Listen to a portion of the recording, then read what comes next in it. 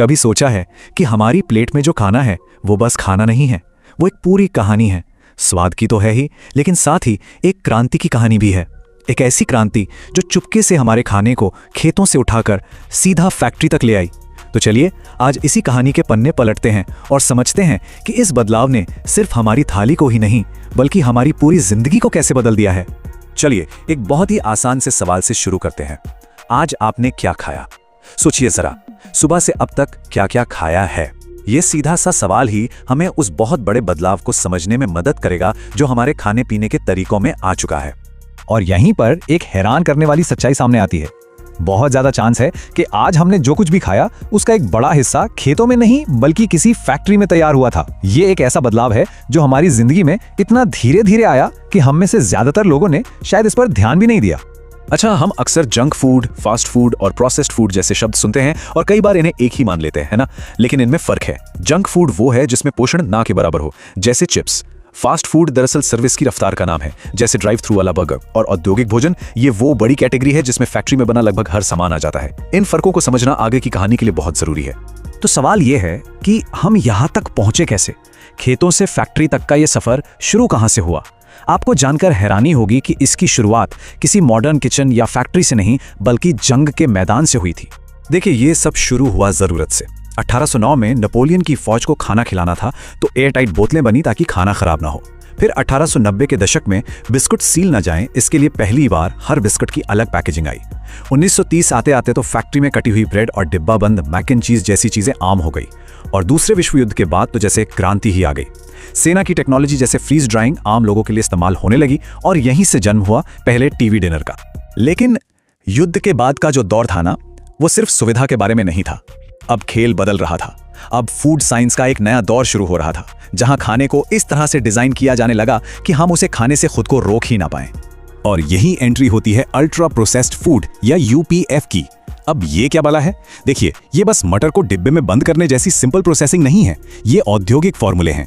इनमें ऐसी ऐसी चीजें होती हैं जो हमारी आपकी रसोई में नहीं मिलती, जैसे एमल्सिफायर, आर्टिफिशियल रंग और तरह तरह के प्रिजर्वेटिव्स। इनका मकसद सिर्फ खाने को टिकाऊ बनाना नहीं बल्कि उसके स्वाद, रंगत और एहसास को ऐसा बनाना है जो कुदरती तौर पर मुमकिन ही नहीं है। तो ये कंपनियां हमें बार बार अपना प्रोडक्ट खरीदने पर मजबूर कैसे करती हैं? इसका एक सीक्रेट है जिसे कहते हैं ब्लिस पॉइंट। ये नमक, चीनी और फैट का वो परफेक्ट वैज्ञानिक तौर पे तय किया गया कॉम्बिनेशन है जो सीधा हमारे दिमाग के रिवॉर्ड सेंटर को हिट करता है और दिमाग कहता है, वाह मजा आ गया और खाओ, भले ही हमारा पेट भर चुका हो। और इसका असर जबरदस्त है। आज अमेरिका में जो कुल कैलोरी खाई जाती है उसका लगभग 60%, सोचिए 60% इन्हीं अल्ट्रा प्रोसेस्ड फूड से आता है। ये आंकड़ा दिखाता है कि ये खाना अब कोई विकल्प नहीं बल्कि हमारे खान पान का एक बहुत बड़ा हिस्सा बन चुका है। और अगर लग रहा है कि ये सिर्फ किसी और देश की कहानी है तो रुकिए, भारत में तो इस ट्रेंड ने रफ्तार पकड़ ली है। यहाँ तो जैसे एक एक्सप्लोजन हुआ है। 2011 से 2021 के बीच सिर्फ नमकीन स्नैक्स की बिक्री हर साल करीबन 17% की रफ्तार से बढ़ी है। ये सिर्फ एक नंबर नहीं है, ये एक पूरे देश की खाने की आदतों में आया तूफानी बदलाव है। लेकिन इस सुविधा की, इस स्वाद की एक कीमत है और ये कीमत हम अपनी सेहत से चुका रहे हैं। चलिए अब इस कहानी के उस हिस्से पर आते हैं जिसके बारे में बात करना सबसे जरूरी है, यानी हमारी सेहत पर इसका असर। अब जरा इन आंकड़ों पर गौर कीजिए। ये बिल्कुल साफ साफ बताते हैं कि जो लोग ज्यादा अल्ट्रा प्रोसेस्ड फूड खाते हैं उनमें दिल की बीमारी से मौत का खतरा 50%, मोटापे का 55% और टाइप 2 डायबिटीज का खतरा 40% तक बढ़ जाता है। ये सिर्फ नंबर नहीं है, ये एक बहुत बड़े स्वास्थ्य संकट की चेतावनी है। और भारत की तस्वीर तो और भी चिंताजनक है। जरा इस बदलाव को देखिए। 1990 में लाइफस्टाइल से जुड़ी बीमारियों से 40% से भी कम मौतें होती थीं। आज ये आंकड़ा 60% के पार है। आज हमारे देश में 10 करोड़ से ज्यादा लोग डायबिटीज के साथ जी रहे हैं। हर 3 में से 1 बड़े इंसान को हाई ब्लड प्रेशर है। इन आंकड़ों का सीधा कनेक्शन हमारी बदलती हुई थाली से है। तो हम एक तरह से एक चौराहे पर खड़े हैं। एक तरफ है सादा घर का बना पौष्टिक खाना, सेहत के लिए बेहतरीन, लेकिन इसे बनाने में मेहनत और वक्त लगता है। और दूसरी तरफ है पैकेज्ड फूड, बेहद सुविधाजनक, सस्ता और लंबे समय तक चलने वाला, लेकिन ये बीमारियों को दावत देता है और इसमें पोषण की भारी कमी होती है। ये असल में सेहत और सुविधा के बीच एक सीधा सौदा है। लेकिन अब कहानी में एक नया मोड़ आ रहा है। एक अच्छी खबर भी है। लोग अब जाग रहे हैं, वो सवाल पूछ रहे हैं, वो जानना चाहते हैं कि आखिर उनके खाने में है क्या। खासकर भारत में ये बदलाव साफ दिख रहा है। एक सर्वे के मुताबिक 84% लोग इस बात को लेकर परेशान हैं कि उनका खाना सुरक्षित है या नहीं। और सबसे बड़ी बात, अब लोग किसी ब्रांड को इसलिए नहीं बदल रहे कि वो सस्ता है, बल्कि इसलिए बदल रहे हैं क्योंकि वो सेहत के लिए बेहतर है। ये एक बहुत बड़ा शिफ्ट है, और जब लोग बदलते हैं तो बाजार भी बदलता है। इंडस्ट्री को भी ये समझ आ रहा है। तभी तो आजकल low fat, sugar free, whole grain जैसे प्रोडक्ट्स की बाढ़ सी आ गई है।